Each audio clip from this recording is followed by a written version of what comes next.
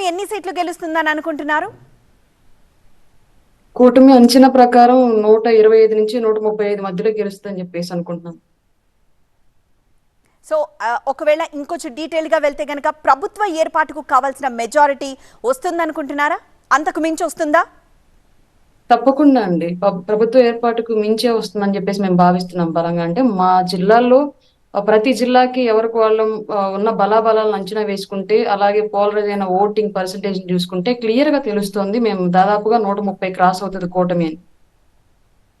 Right, అంటే ఒక తిరుగులేని శక్తిగా మారతారని అనుకుంటున్నారా? తప్పకుండా అండి. సో జనసేన ఎన్ని స్థానాల్లో గెలవబోతుందంటారు? జనసేన 21 స్థానాల్లో గెలుస్తుందని నేను బలంగా నమ్ముతున్నాను. రైట్, సో జనసేన నేతల్లో ఆ ధీమా వ్యక్తమవుతుందా? తప్పకుండా అండి. కంటెస్ట్ చేసిన ప్రతి ఒక్కళ్ళలోనూ, అలాగే ఆ నియోజకవర్గాల్లో ఉన్నట్లు క్యాడర్ లో కూడా బలంగా ఇదే వాయిస్ వినిపిస్తుంది. తప్పనిసరిగా 21 సీట్లు గెలుస్తాం మనం. రైట్, సో మీరు ప్రచారం చేసేటప్పుడు అంటే జనసేన తరపు నుండి ఎవరైతే పోటీ చేశారో వాళ్ళందరూ ప్రచారం చేస్తున్నప్పుడు వచ్చిన స్పందన ఎలా ఉంది? అదంతా ఇప్పుడు పోలింగ్లో కనిపించిందా? తప్పకుండా అండి. స్పందన అసలు తీవ్ర స్థాయిలో, అంటే ప్రభుత్వం మీద ఉన్న వ్యతిరేకత అంత బాహాటంగా బయటపడి చెప్తారు ఎలక్షన్ కోడ్ అమలవ్వంగానే.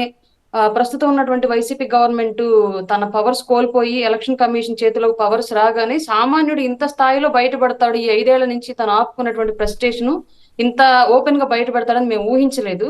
కానీ మేము డోర్ టు డోర్ క్యాంపెయిన్ కి వెళ్ళినప్పుడు ప్రతి నియోజకవర్గంలో కూడా అక్కడ అభ్యర్థి కూటమి నుంచి ఎవరు పోటీ చేసినప్పటికీ, టీడీపీ అభ్యర్థి పోటీ చేసిన, బీజేపీ అభ్యర్థి పోటీ చేసిన, జనసేన అభ్యర్థి పోటీ చేసిన, నేను ముగ్గురికి క్యాంపెయిన్ చేశాను నాకున్న టైంలో బిఫోర్ యాక్సిడెంట్.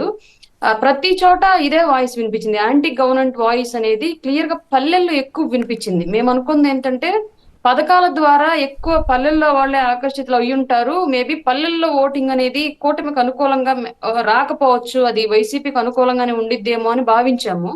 కానీ ప్రజల దగ్గరికి వెళ్ళినప్పుడు ఏంటంటే మా అంచనా తప్పు. పల్లెల్లోనే ప్రజలు విపరీతంగా రియలైజ్ అయ్యారు ఈ ప్రభుత్వం పట్ల, వాళ్ళు చేసినటువంటి ఈ మోసపూరితమైనటువంటి పాలన పట్ల అని మాకు అర్థమైంది ఈ క్యాంపెయిన్ లో.